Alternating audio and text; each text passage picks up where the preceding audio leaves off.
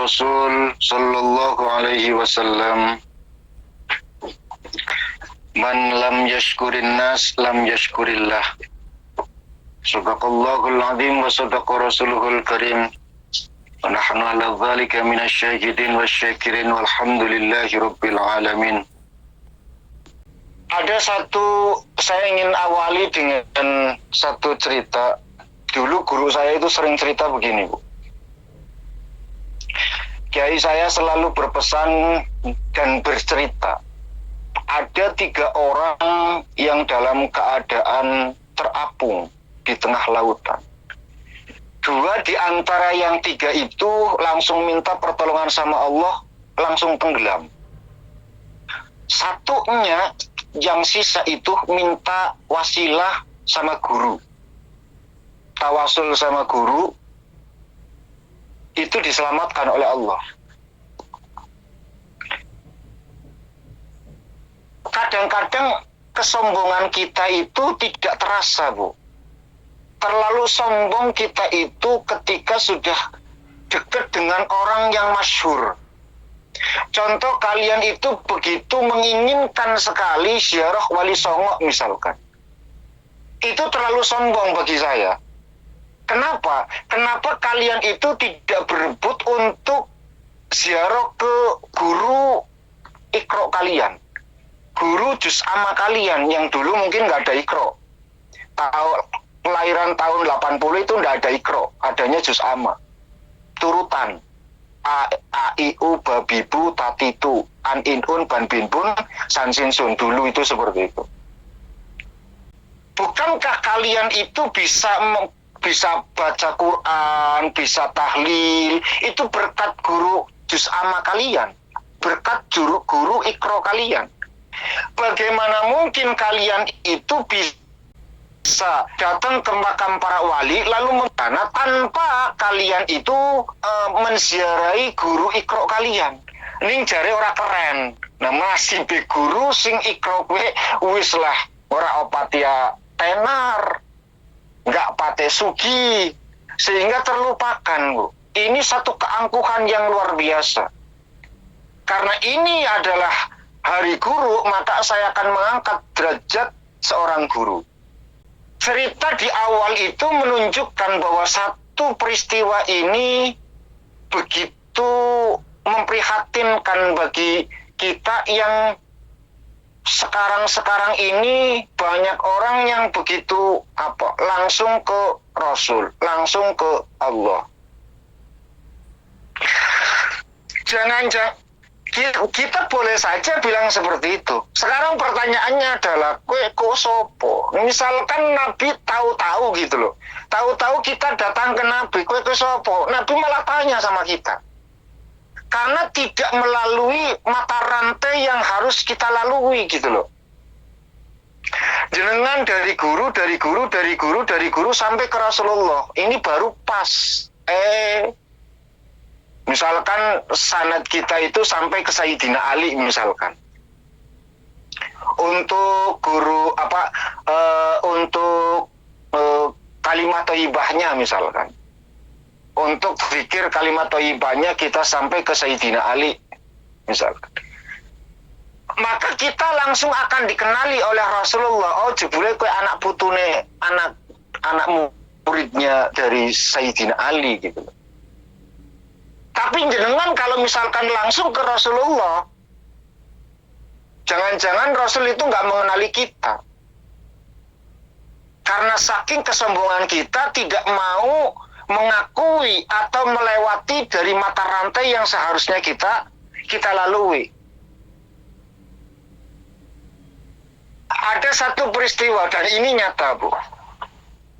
Dan ini bahkan Abu Yazid Al-Bustami itu punya murid ribuan, Bu. Punya muridnya itu bukan hanya seorang santri, tukang dagang, tukang bisnis, semuanya santrinya, Bu. Ning pada usul karo pangeran. Dadi kabeh. Satu duwe murid alim luar biasa. Luar biasa. Zikiran terus, baca Quran, tahajud setiap malam. Ini orang pernah usul, Bu. Nggak pernah wusul karo Gusti Allah. Selalu ditanyakan, saya itu kenapa kok saya nggak bisa wusul? Kata Yazid Al-Bustami, kamu nggak akan pernah bisa. Loh kenapa? Pokoknya nggak bisa. Apa yang harus saya lakukan, kata murid? Apa yang harus saya lakukan supaya saya bisa wusul? Kata Yazid, kamu jual kacang, tapi kamu panggul sendiri, dibawa sendiri, diletakkan di atas kepalamu, kau lalu jual di pasar. Setelah jual di pasar, hasil dari jualan itu jangan kau makan, lalu diberikan sama anak-anak. Sebelum kau berikan sama anak-anak, kau tanya dulu sama anak-anak, siapa aku? Kalau mereka menjawab kamu orang gila, kasih yang banyak. Tapi kalau mereka mengatakan kamu orang baik, jangan dikasih. Syaratnya luar biasa, Bu. Kata sang murid, wahai guru, jenengan tahu sendiri, saya itu terkenal seorang kiai, saya seorang guru, seorang mursyid di sini. Nggak mungkin lah saya melakukan itu. Kata Yazid, itu yang menyebabkan dirimu tidak bisa wusul dengan Tuhanmu. Kesombonganmu itu luar biasa. Kabeh-kabeh karo langsung Gusti Allah. Malam yashkurin nas lam yashkurillah. Sopo wonge sing ora iso gawe terima kasih karo menungso, sejatine dheweke ora iso duweni rasa syukur karo Gustine, karo Gusti Allah. Orang itu tidak bisa dinamakan bersyukur kalau orang tersebut itu belum bersyukur, belum berterima kasih sama orang lain. Bayangkan wanti-wanti Kanjeng Nabi, kowe nek pengen dikatakan orang yang bersyukur terhadap Allah Subhanahu wa taala, kowe kudu duwe rasa terima kasih sik karo menungso. Makanya tugas seorang guru itu adalah membimbing kebatinan mereka, membimbing rohaniah mereka, membimbing kejiwaan mereka.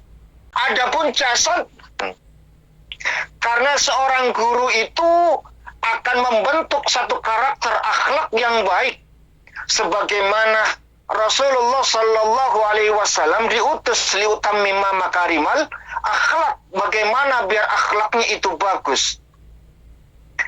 Kita berakhlak kepada Allah Subhanahu wa taala, tidak berakhlak kepada manusia.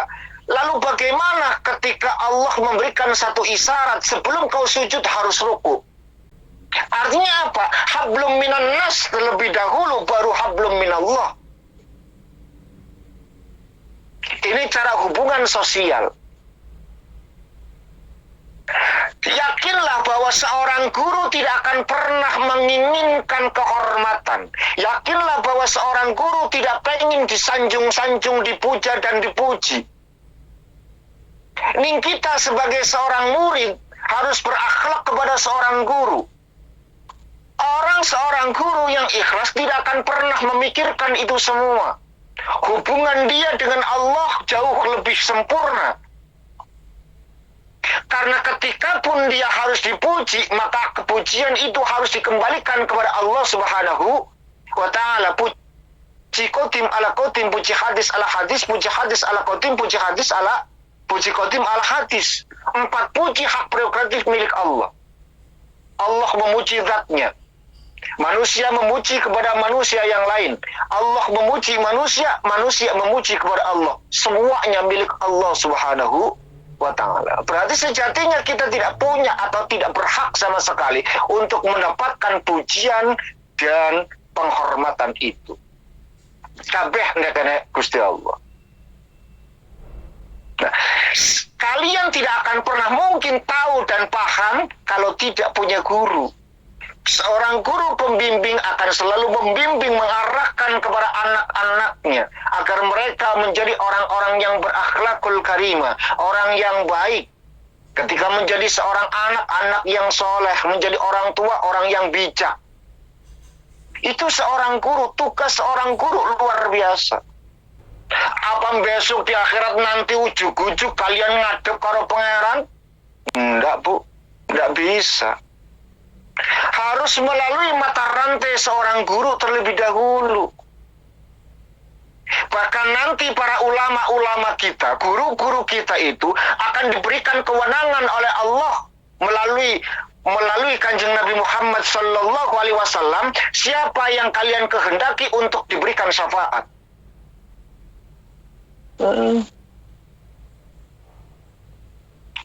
Yang lebih ngenesnya lagi, Bu, ngenes bagi para guru, senang bagi para murid. Sebab nanti itu ada satu panggilan yang luar biasa. Contoh misalkan Hadratus Syekh Imam Al-Asy'ari dipanggil masuk surga. Panggilan kedua bikin ngenes beliau, Bu. Senang bagi kita para pengikut NU Nahdlatul Ulama dan muhibbinnya dan para pengikutnya. Ayo sak rombongan mlebu surga kabeh. Bayangkan, sing susah, sing rumit, sing wekel, sing tawa belajarnya luar biasa, tekunnya luar biasa. Kowe kiai ini murid itu ongkang-ongkang, tahu-tahu swargane bareng. Hebatnya para muhibbin itu begitu, Bu. Orang-orang yang cinta kepada para ulama, orang-orang yang cinta, yang suka pada para ulama, barokah seneng karo ulama, malah dadakna enak besoknya akhirat, ya, Bu. Ada satu kisah nyata, dia itu punya hajat, lalu langsung tawasulnya karo Kanjeng Nabi, Bu. Langsung karo Kanjeng Nabi. Ila hadratin Nabil Mustafa Al-Fatihah. Orang kasil-kasil, Bu. Akhirnya datang kepada gurunya, Kiai nyuwun sewu, kula niku enten hajat, kula nggih tawasul kali Kanjeng Nabi ning boten nate terkabul. Sang Kiai senyum, Bu. Kowe terlalu sombong. Lah maksudnya Kiai? Iya, kowe terlalu sombong. Siapa yang mengenalkan Rasulullah terhadap dirimu? Apakah saat kamu hidup itu sudah mengenal siapa Rasulullah? Siapa Nabi Muhammad? Siapa yang menjelaskan bahwa Nabi itu punya sifat 4 wajib, 4 mukhal? Siapa? Siapa yang menerangkan perjalanan Nabi? Siapa yang menjelaskan tentang khulasah Nabi? Siapa yang menjelaskan mengajarkan Nabi itu punya sifat ini, baik orangnya, pekertinya, akhlaknya luar biasa. Siapa yang mengenalkan dirimu terhadap Nabi? Kata si santri, di guru kulo. Nah, kau harus melalui gurumu dulu baru ke Kanjeng Nabi. Kau nggak usah tawasul sama Nabi, tawasul saja sama gurumu, niscaya Rasul pun dapat bagiannya. Kau tawasul sama guru, niscaya kau akan mendapatkan apa yang kau inginkan. Nyata, Bu, setelah tawasul karo gurune kasil kajate, Bu. Ini kadang-kadang ya, sekali lagi, kesombongan kita itu terlalu angkuh untuk mengakui dia itu guru kita. Yang notabene mungkin gurune miskin, mungkin ya tukang ngarit, ning Tegalan, karena duwe wedhus atau duwe sapi. Ya ora pantes lah.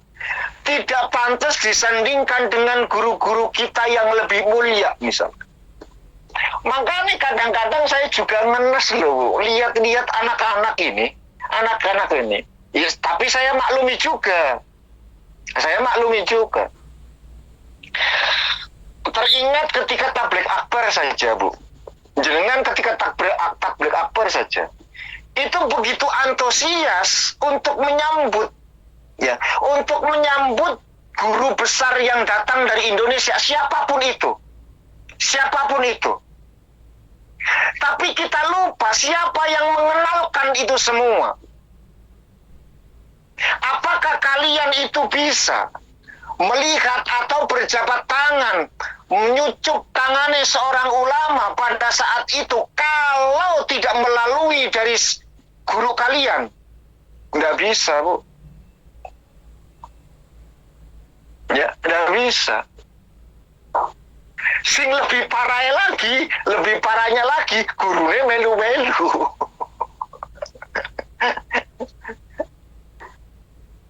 Ya, tapi ya meneh. Satu kalimat ini harus menjadi satu perhatian buat kita. Menjadi satu pendidik buat kita. Man lam yashkurin nas lam yashkurillah. Sapa wonge sing ora iso terima kasih karo menungso, sejatine dhewe ora iso terima kasih karo pangerane. Nggak bisa, Bu. Makanya contoh misalkan,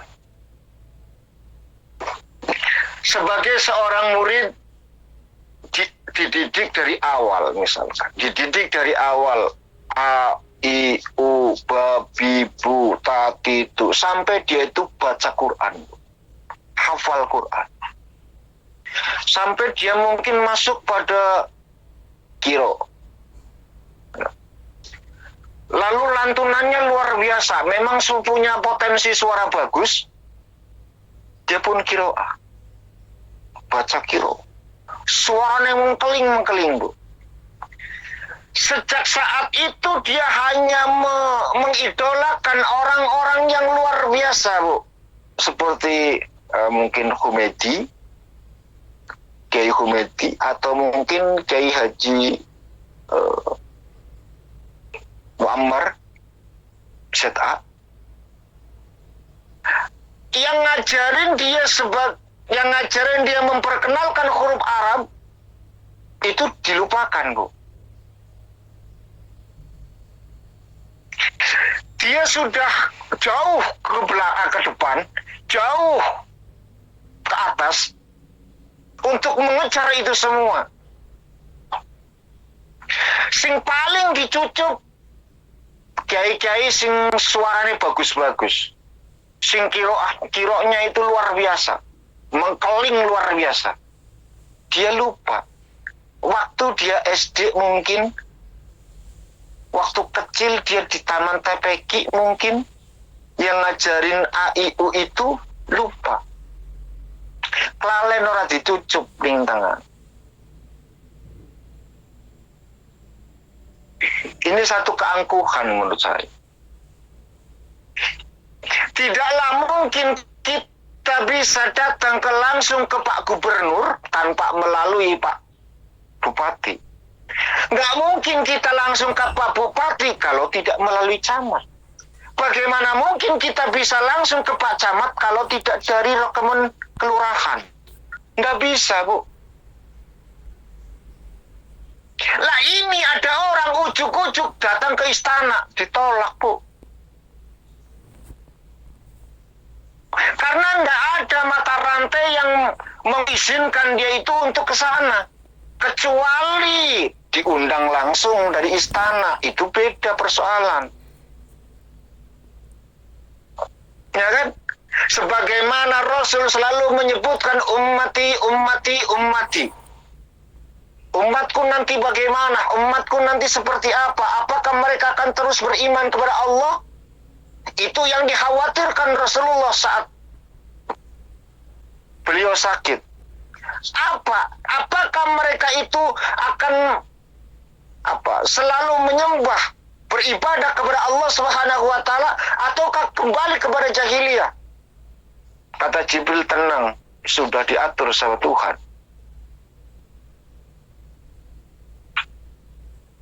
Dan itu yang selalu dikhawatirkan oleh guru-guru kita, orang tua-tua kita dulu, Bu. Mereka khawatir, mata buduna min ba'di. Apa yang kamu sembah setelah ayah tiada, setelah gurumu tidak ada. Itu yang selalu menjadi satu pertanyaan Kalaulah sekarang mungkin aku masih bisa membimbing dirimu, mengajarkan tentang kebaikan kepadamu. Tapi mata butuh namim bangti. Setelah aku tidak ada, kau akan menyembah siapa? Masihkah tetap untuk menyembah Allah? Itu pesan orang tua dulu, Bu. Ini pesan orang tua dulu dengan sekarang beda, Bu. Dulu orang tua mengkhawatirkan mata butuh namim bangti. Sekarang orang tua kita khawatir bukan mata butuh namim bangti, melainkan mata kulu namim bangti. Apa yang kamu makan? Sing diributnya, Bu. Apa yang kamu makan setelah tidak ada?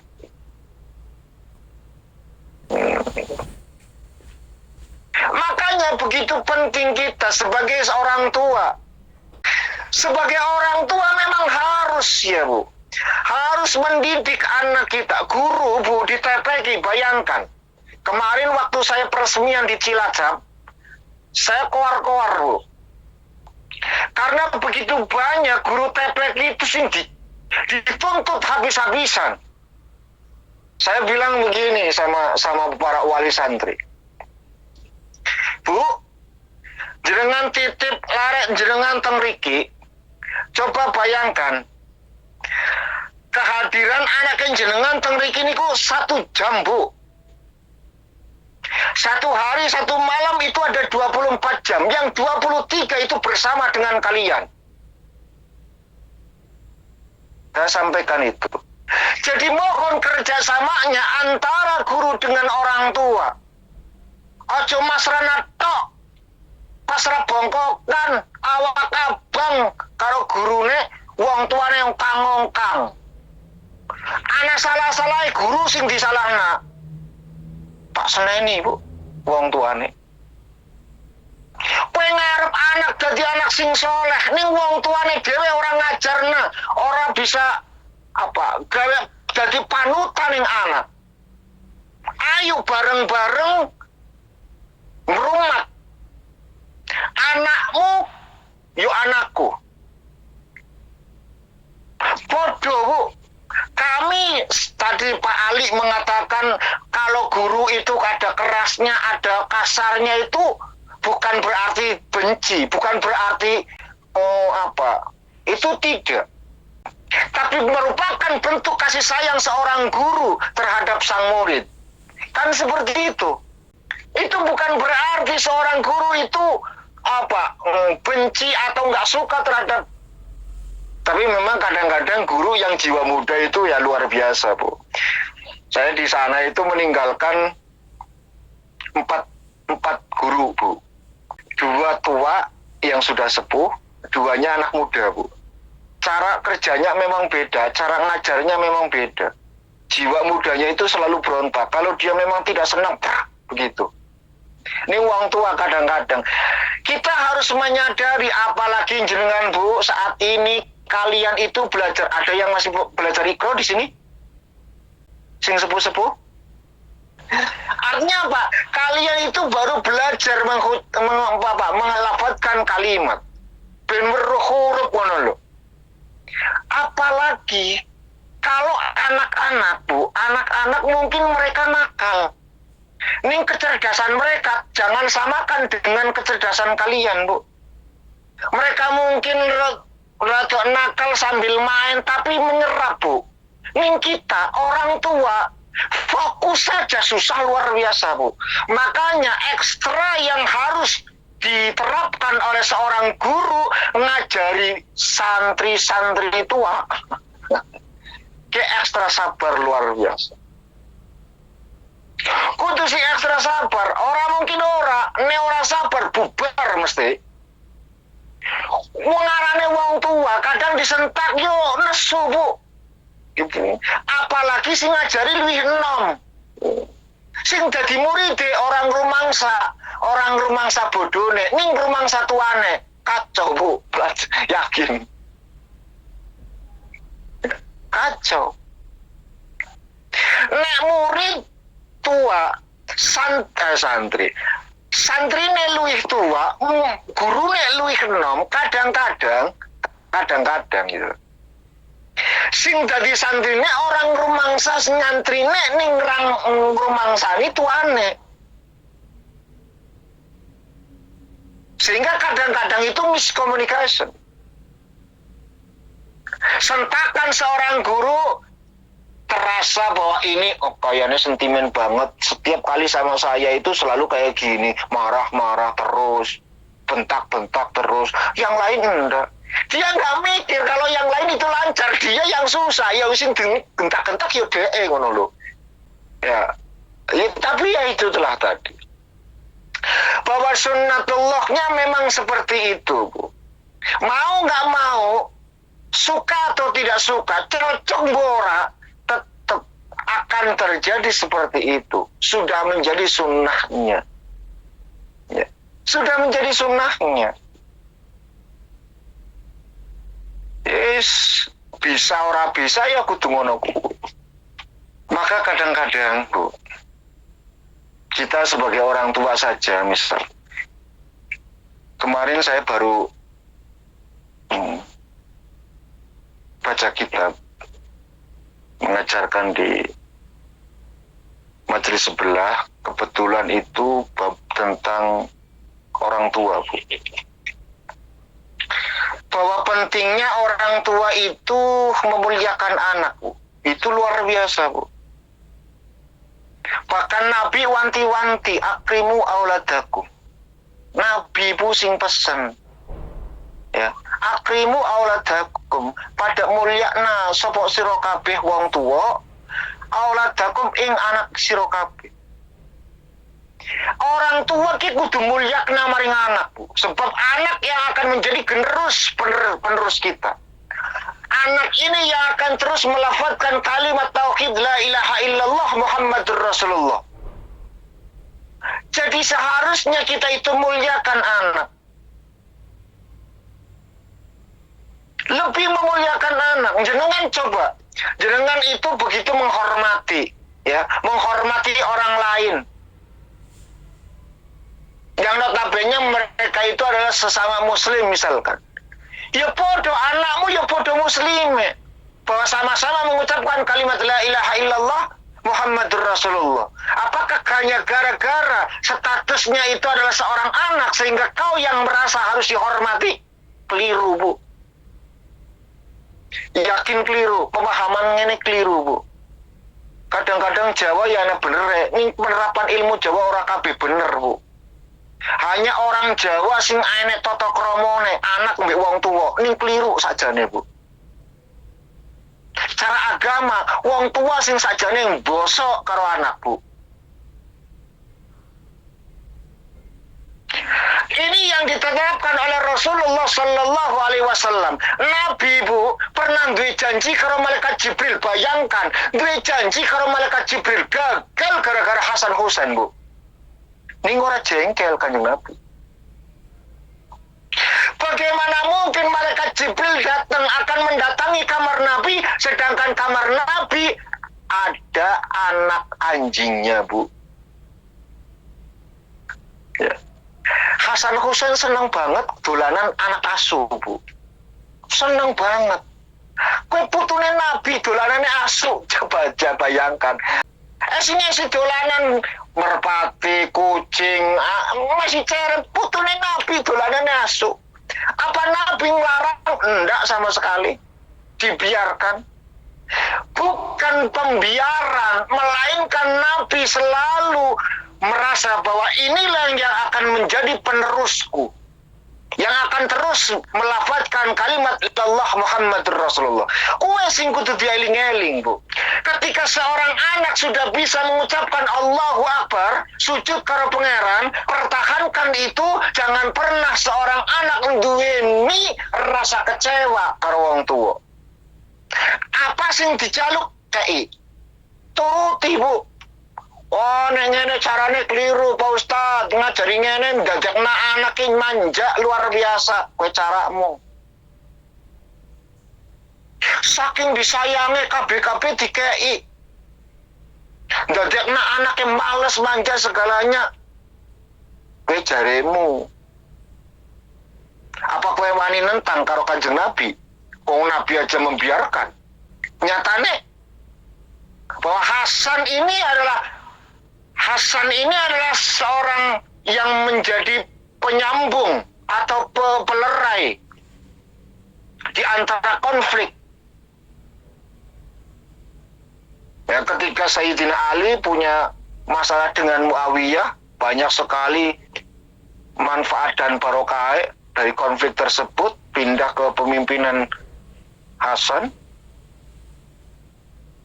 dan diserahkan sama Muawiyah, selesai. Akhirnya tidak terjadi pertikaian darah. Saking sabarnya, saking lomane, saking ikhlasnya, Ibu. Begitupun kita sebagai seorang guru.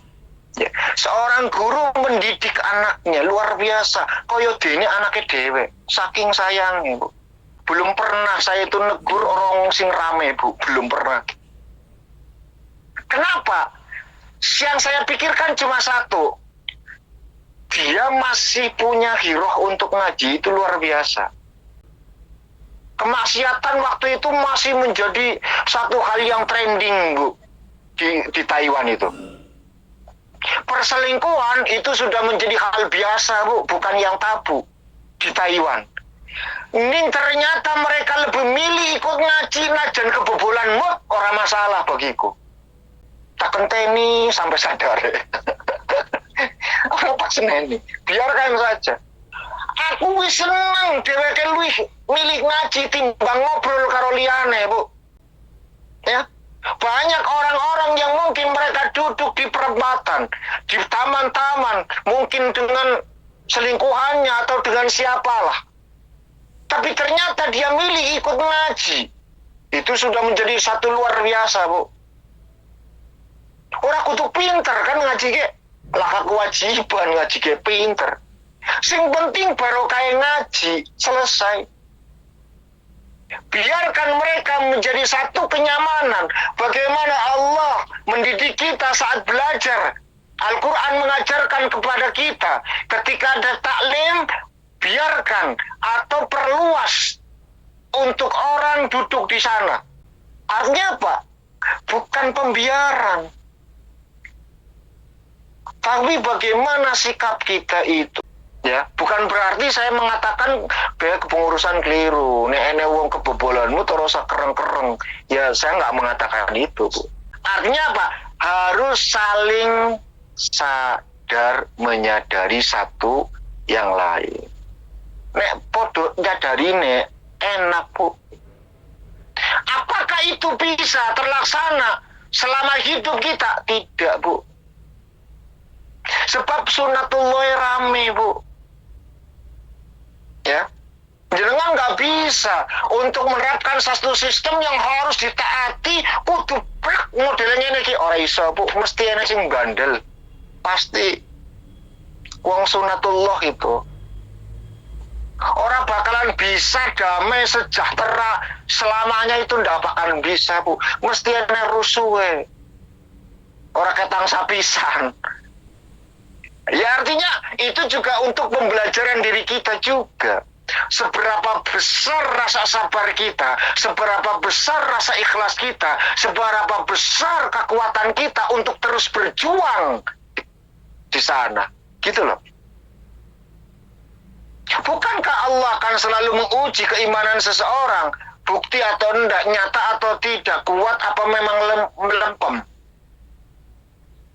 Maka beruntunglah kita semuanya, orang-orang yang selalu mendapatkan ujian dari Allah, karena setiap ujian itu lulus pasti naik kelas. Ojo ngresulah meneng-meneng ujian, maning-maning ujian, cobaan. Gusti kapan prakate, kapan selesainya? Oh, remmu paling 3 menit lah, Bu. Hidup di dunia itu 3-4 menit, orang suwe. Ya, nggak bakalan lama, 4 menit baru gue ya balik.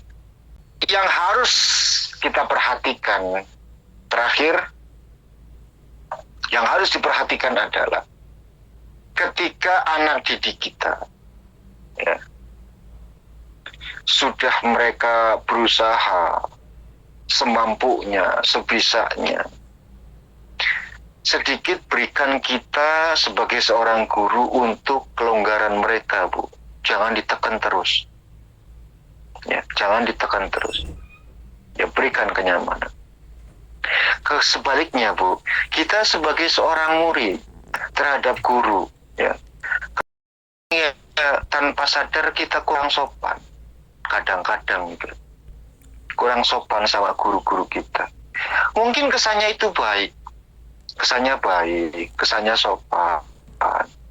Sebenarnya sowan. Jujur ya, jujur sekali. Kadang saya juga merasa tidak nyaman ketika ada orang yang datang ke rumah gitu loh. Karena ketika di rumah itu memang sudah menjadi satu satu istirahat gitu loh. Saya ingat Kanjeng Nabi. Nabi itu dulu begitu sibuk, Bu. Nabi begitu sibuk luar biasa ngurusin umat, terus pertanyaan A, pertanyaan B, ora prakat-prakat, nggak selesai-selesai. Sehingga ada peringatan dari Allah Subhanahu wa Ta'ala, ketika Nabi itu sudah masuk ke rumah, nggak boleh ada yang masuk kecuali dipanggil. Ya. Tidak boleh ada yang masuk ke rumah Nabi kecuali dipanggil Nabi. Artinya apa? Ketuk pintunya Nabi nggak boleh, Bu. Nabi ketika sudah masuk berarti punya keluarga. Keluar dari rumah, keluarga boleh ikut campur, Bu. Milik umat.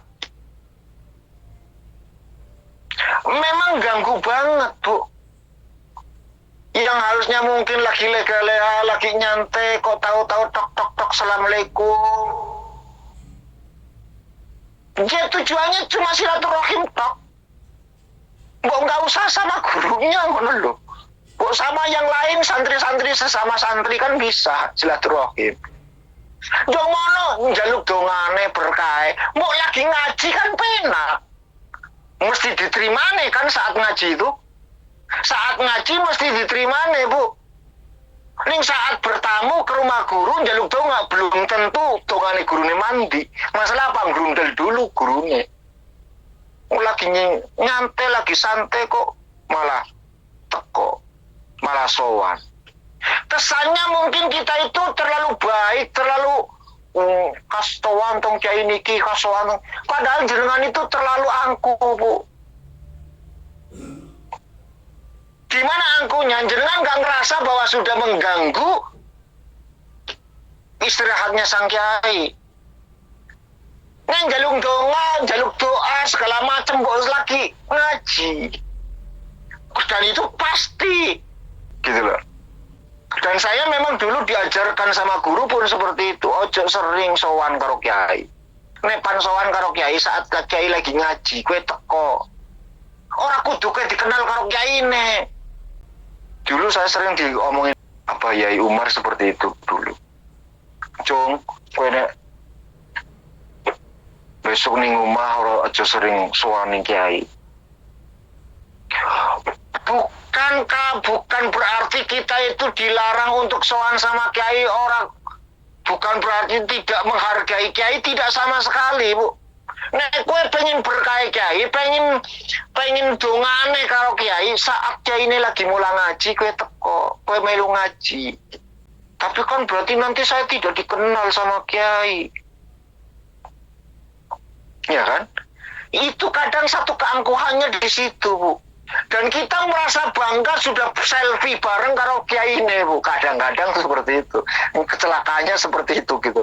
Nggak taunya sudah mengganggu sang kiai gitu.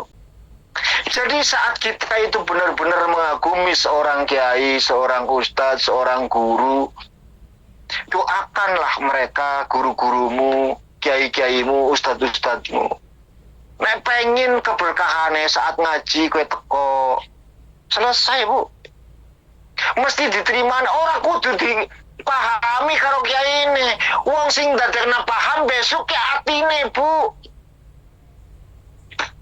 Bayangkan ketika Nabi Musa itu disuruh oleh Allah Subhanahu wa Ta'ala golet sing arane Barrah, Bu. Orang kenal, Bu. Ning batin mereka karena dekat dengan Allah Subhanahu wa taala, mereka saling kenal, Bu. Barokah parek karo Gusti Allah. Dadi besok ning akhirat najan kowe ning alam dunya ora pernah ngobrol, ning kowe bener-bener ngagumi seorang guru marang gurune jenengan, besok dikenal, Bu. Pasti dikenal gitu loh. Nah, tapi kembali lagi pada sisi, tapi kan gini Pak Ustadz, saya kalau pribadi kan enaknya begini, saya bisa leluasa tanya segala sesuatu yang saya, nah itu justru di situ keangkuhannya. Kan banyak sekali pertanyaan-pertanyaan. Gue kemarin juga saya didatengin tamu, Bu. Tamu saya itu bilang begini, Ustadz, nyuwun berkahe, nyuwun amalane, ben usahane lancar. Aku ngguyu, Bu. Jujur, aku ngguyu. Bu, jenengan salah alamat. Neng jenengan pengen usahane lancar, goleten sing manajemen, Bu. Aja ning Ustad njaluk amalane ben sugih, wong kiai ini ben melarat kok. Njaluk amalane karo kiai. Aneh-aneh kowe kayak. Nek pengen uripe tenang, pengen pemahaman agamane luwi, nah kowe bisa tako, bisa sini, bisa tanya, nggak apa-apa. Ning pimen carane ben usahane lancar, ben rezekine lumintir, terus ben suki, kowe keliru, Bu. Ojo meneh, Bu. Larine ke ekonomi, jangan ke sini. Yang golek berkah, nah nek jenengan pan golek berkah, ora usah ganggu model ngene iki, Bu. Saat kula ngaos, jenengan hadir kowe luru berkah. Ini memang terasa kejam, Bu. Tapi saya harus sampaikan ini. Kesannya memang begitu kejam. Tapi ya itu tadi harus saya sampaikan. Karena memang keberkahan itu hanya akan terjadi saat proses belajar mengajar, Bu. Lihat bagaimana para malaikat itu turun untuk mengamini semua doa hajat dari majelis tersebut. Memintakan ampun, memintakan berkah, memintakan rahmat, Bu. Bahkan Allah meliputi rahmat satu majelis itu. Kok Bapak kok memastikan sesuatu yang, Bu, saya pastikan karena si ngomong ke Kanjeng Nabi. Tidak akan pernah ada ragu ketika Nabi yang menyampaikan, Bu. Maka saya pastikan sekarang ini kita dapat rahmat. Ning durung tentu ning jenengan sowan karo kiai ini, Bu. Oh, berarti Bapak itu orang ngalang-alangi ora.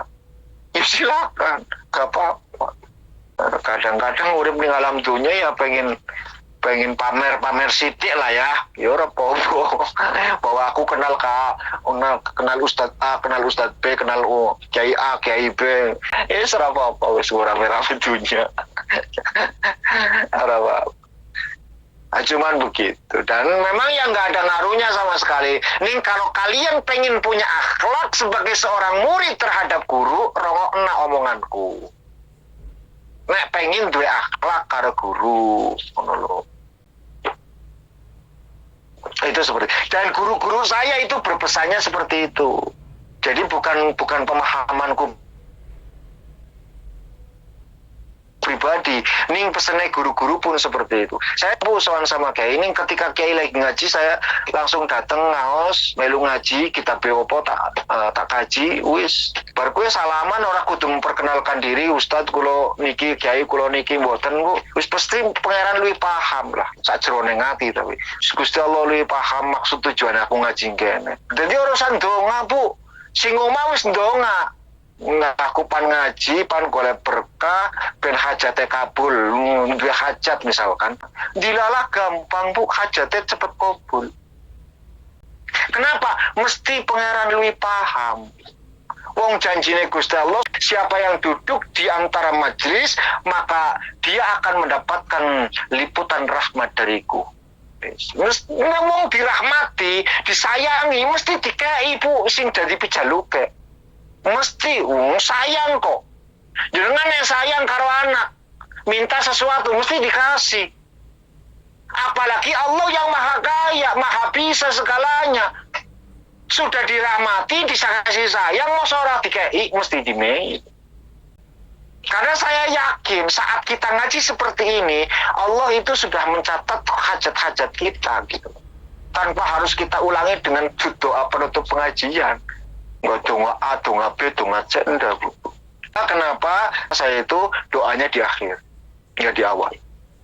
Karena saya yakin gitu loh. Saya yakin, saya percaya dengan adanya pengajian yang diadakan oleh para sahibul hajat misalkan, itu Allah sudah liputi rahmat tanpa harus disebutkan. Ini kadang-kadang sebagai sahibul hajat juga kadang pengen hajatnya disebutkan ben wong pada roh mungkin. Dan juga dari pihak panitia juga harus bertanggung jawab. Artinya bertanggung jawab itu ya memang ini dari sahibul hajat harus disampaikan gitu. Tidak apa-apa itu, tidak masalah juga gitu. Tapi yang jelas makanya kadang-kadang Bapak juga sampaikan pahala dari kajian ini mudah-mudahan menjadi wasilah dari sahibul hajat, mudah-mudahan hajatnya itu dikabulkan. Setiap kali Bapak awali kajian di tasyakuran seperti itu, memang tak niati ngaji ning tasyakuran loh. Pada saat tasyakuran memang tak niati ngaji sing pahalane ben sahibul hajat di kabul hajat. Wis tak niati memang.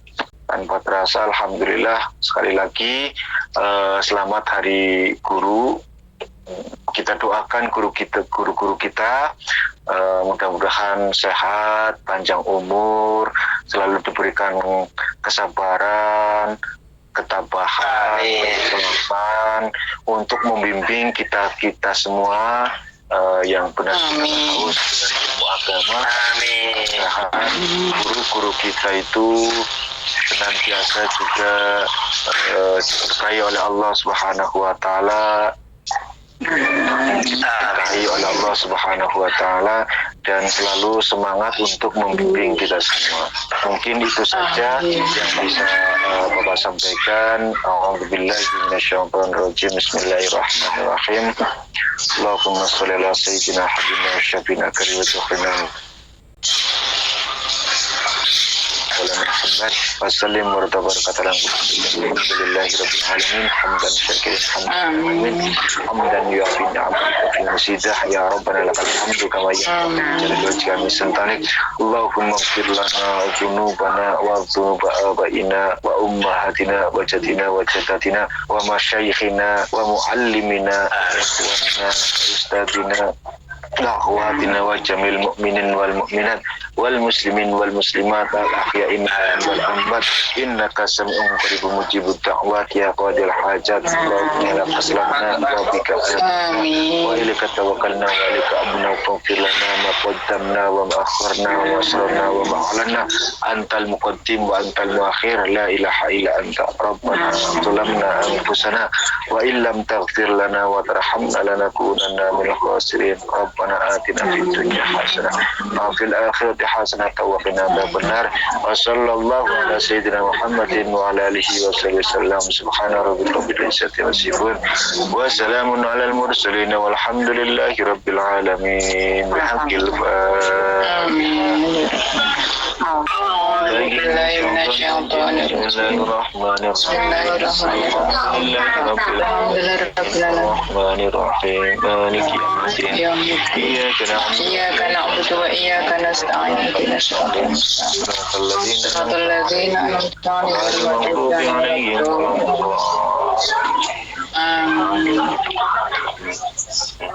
Amin amin ya rabbal alamin. Sekian dan demikian yang bisa saya sampaikan. Terima kasih atas segala perhatian. Mohon maaf atas segala kekurangan. Akhirul kalam wallahul muwaffiq ila aqwamit thoriq. Assalamualaikum warahmatullahi wabarakatuh. Waalaikumsalam warahmatullahi wabarakatuh.